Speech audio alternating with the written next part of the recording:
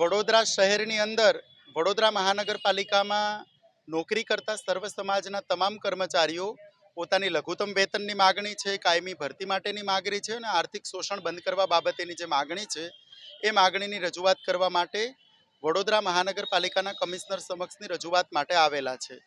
પરંતુ વડોદરા મહાનગરપાલિકાના કમિશનર દિલીપ રાણાએ લોકોની રજૂઆતો સાંભળી અને એમનું નિરાકરણ કરવાના બદલે વડોદરા મહાનગરપાલિકાનો ગેટ જે છે, મુખ્ય ગેટ, એને તાળું મારી અને લોખંડની સાંકળ બાંધી દીધું છે.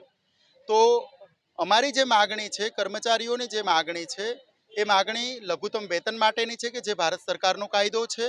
કાયમી નોકરી બાબતેની જાહેરાત કરવામાં આવે અને સાથે સાથે ભારતના બંધારણના અનુચ્છેદ 23 અને 24નો અમલ કરવામાં આવે. તો આ બિલકુલ વાજબી માગણીને સાંભળવાના બદલે અમને લોકોને રસ્તામાં આંતરી અને અહીંયા રોકી દેવામાં આવ્યા છે. જ્યાં સુધી અમારી રજૂઆત સાંભળવામાં નહીં આવે અને આનું નિરાકરણ કરવામાં નહીં આવે ત્યાં સુધી અમે લોકો અહીંયાથી જવાના નથી. અમે વડોદરાના મેયર અને વડોદરાના કમિશનરને કહેવા માગીએ છીએ કે આ મહાનગરપાલિકાનું ભવન કોઈ તમારા બાપની પેઢી નથી કે તમને કોઈ વારસામાં મળેલી પ્રોપર્ટી નથી કે તમે મન પડે ત્યારે આને લોક મારી દો અને મન પડે ત્યારે તમે ખોલી દો. આ પ્રજાના ટેક્સના પૈસાથી મેન્ટેન થઈ રહ્યું છે, પ્રજાના ટેક્સના પૈસાનું છે અને તમારો પગાર છે લોકો પોતે ટેક્સના પૈસાથી ચૂકવી રહ્યું છે.